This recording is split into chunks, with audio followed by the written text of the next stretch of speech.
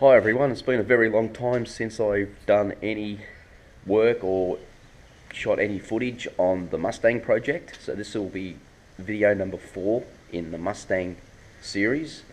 And the whole reason, as you know, is COVID.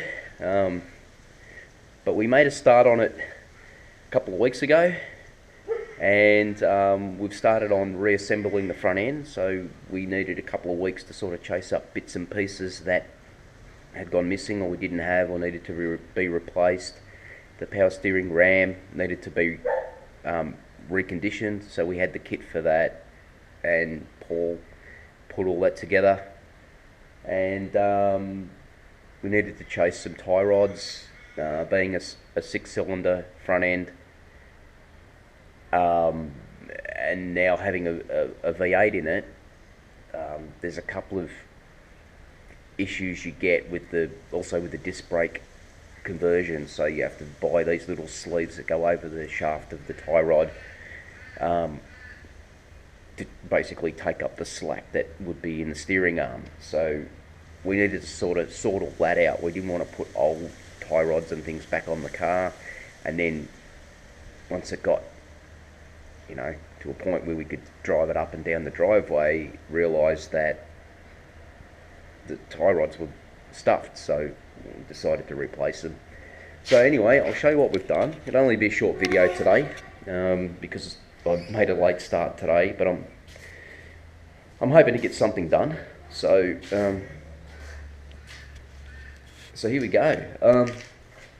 A friend of Paul's, guy he works with, came over last year and shot some paint inside the engine bay here to clean up the engine bay after I'd done all the repairs and everything like that. And it's no show pony, but it's clean, and by the time brake boosters and wiring looms and air conditioning things go in here, a lot of it's not seen, but it's very clean, and it's a lot better than the black that originally was shot onto the engine bays back in 1965. It looks cleaner, being the same colour as the exterior of the car. So we're happy with it. We've got a couple of little touch-up jobs we need to do here. The end of the steering shaft obviously needs to be painted, but we've been sliding that in and out of the through the firewall, so it was getting scratched anyway. So we thought, well, we'll just leave it till we reassemble. And so Paul's done the steering box. Paul's mate accidentally got white overspray on it. He didn't sort of mask it up, so Paul's completely wire brushed that back and cleared that. So that's done, and he's happy with the look. I'm happy with the way that looks too. It's great. We'll do the steering shaft in the next couple of weeks. As you can see, the ram's been all redone. I had to sort of make a little modification to the bolt that comes out of the ram, simply because it was so damaged on the end, and I've got a decent amount of thread inside the nut, but the thread just doesn't pass through the nut. So what I'm going to do is I'm going to drill down through the nut and through the shaft, and I'm going to put a split pin in there, and basically lock the nut to the shaft. It'll be safe enough, but if we come across another ram that's still in good condition at a reasonable price, we'll obviously replace it. But for now, it's going to be safe, and it'll do the job to get us rolling at least. So everything is in. Strut tower saddles are in. The new shocks, the Coney shocks, are adjustable.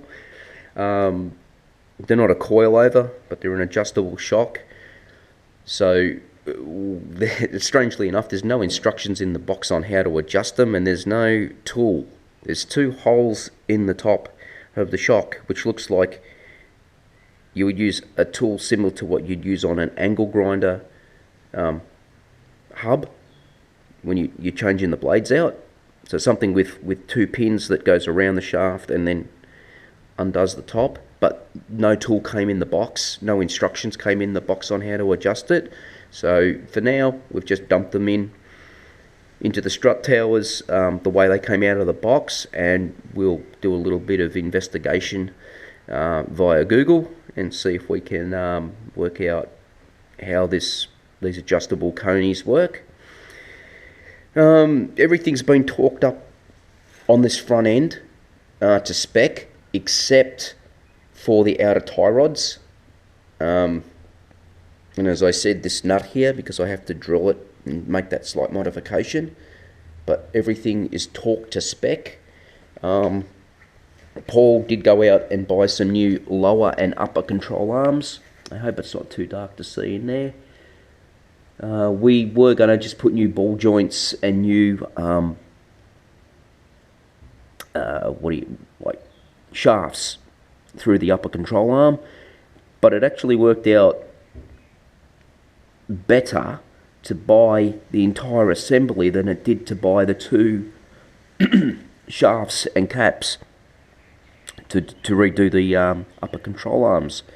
So we went with new upper control arms, and he bought the lower control arms as well, which is sort of nice because they're riveted in, not bolted in, the ball joints, so it gives you that factory look.